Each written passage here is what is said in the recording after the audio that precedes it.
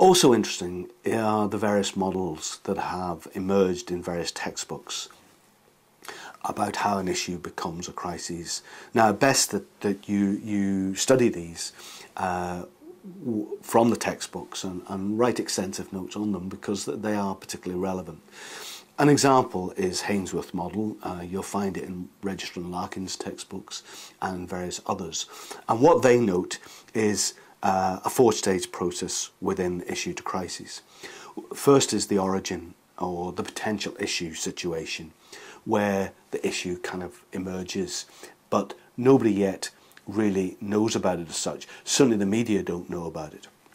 But it is emerging, and often at junior management level or on the shop floor, they're beginning to get concerned about issues, sometimes technological, economic, political, social, but it's there. Very important, quite obviously, to have systems in place to manage an issue like that. Then they refer to the emerging issue situation, or mediation and amplification phase. This is where it moves on, the issue moves on. Still not a crisis, and by that stage it might have attracted some media interest in particular, but certainly more people are talking about it, and maybe some publics are talking about it or are aware of it. And then often writers like Hainsworth talk about the tipping point. And this is a critical moment, quite often in a crisis or in an issue, when an organisation loses control, when the media really get interest or something serious happens. And that then moves from an emerging issue into a crisis situation, or the current crisis situation. In that sense, then, the media are interested, stakeholders are involved, publics are involved, and often at that stage it is an extraordinarily serious incident attracting widespread media coverage.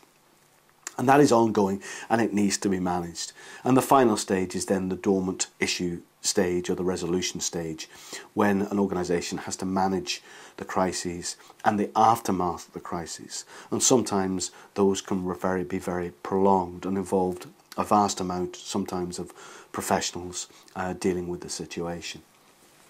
So those are the interesting issue models, issue to crisis models that various people write about, and they're worth studying. So if we were to list very simply the reasons why issues become crises, what would they be? I think the first would be the environment, in the sense that often issues are ignored. Social, technological, economic, political issues are completely ignored. Secondly, quite often what academics would refer to as weak signals are ignored. In other words, there are quite often warnings of events, and people would say, look, we're particularly worried about this within the factory, or this particular individual was seen in the area, and that then turns out to be an individual, let's say, who's been particularly dangerous. It might be something to do with a seriously hot substance or a dangerous substance, and people say that, you know, that they have been aware that there are issues here. So quite often weak signals are ignored, and that kind of communication and those issues do not rise to the surface to senior management, where something can be done about it, or sometimes senior management, of course, ignore it. Thirdly, the media is sometimes unmanaged, and the media can create crises, and sometimes rightly. Fourthly, culture and management are often sometimes not ready for crisis management. Sometimes they're frightened, sometimes it's to do with ignorance. Often it's to do with lack of ineffective communication, purely ineffective communication, and sometimes organisations take a risk too far. And all these things are reasons why issues become crises. In the text, you will also read a little bit about the features, factors and characteristics of crises. I don't want to spend too much on this, but you'll often find in crises that someone is to blame, someone is blamed, and someone, often in organisations, are sacked as a result of the crises. Something is always at stake: profit, reputation. Often someone finds out, that often causes a crisis. And this is often worse when it concerns the person on the street or is geographically very close to home, whether that's in the UK or Ireland, a particular region and so on. So those are often referred to as the features. Significant factors people write about are fame, what they refer to as luck of the draw.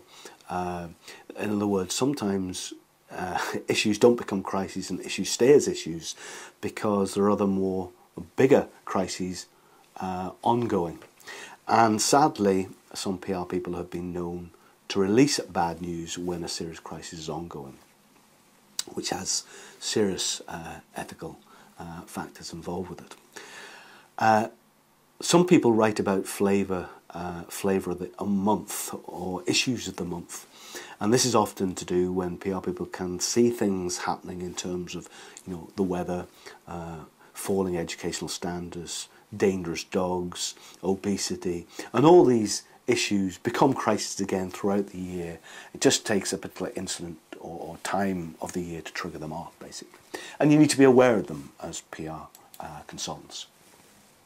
Characteristics of crises, well, it's, first of all, people write about it's a moving picture. And what they mean by that is that years ago, many of the crises that we now talk about, write about, observe, manage, were not crises. They did not become crises. Now they are. Crises of long time ago, like the Aberfan crisis, would have been in the news for months and years. At that time in Aberfan, it was not. An incident worth reading about,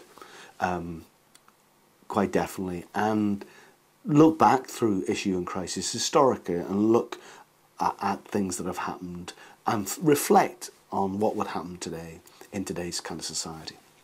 Another characteristic is something I've always talked about, and that is perception is reality.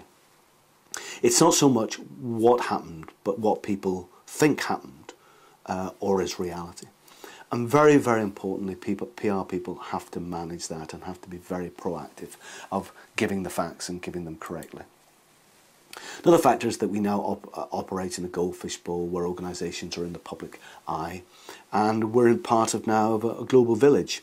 So, it's often seen with product. For example, when Lucozade recalled its bottles in Europe, customers in Singapore rushed to return their bottles. And I think it's this kind of world coverage now that impacts on issue and crisis management.